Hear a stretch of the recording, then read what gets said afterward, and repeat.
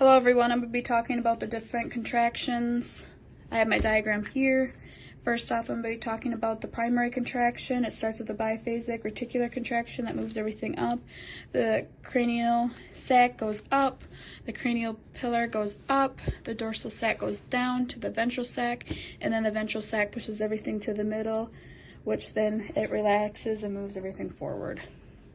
The secondary contraction starts with the biphasic reticular contraction, moves everything up.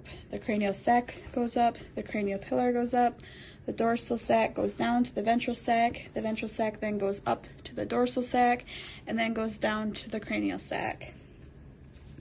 Secondary with erectation starts with the biphasic reticular contraction, pushing everything up. The cranial sac goes up, the cranial pillar goes up, the dorsal sac goes down, but this time the cranial pillar contracts and pushes up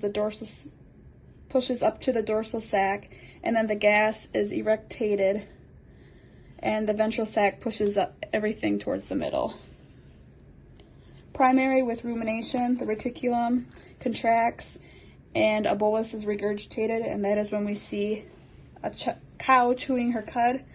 The process is pretty much the same for this one.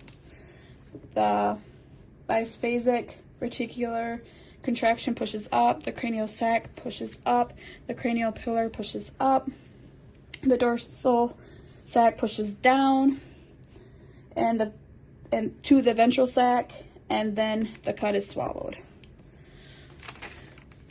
Secondary with rumination and erectation, the reticulum contracts and regurgitates the bolus, and she's chewing her cud.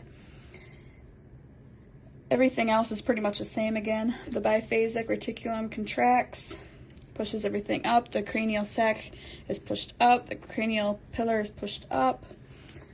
The dorsal sac is pushed down.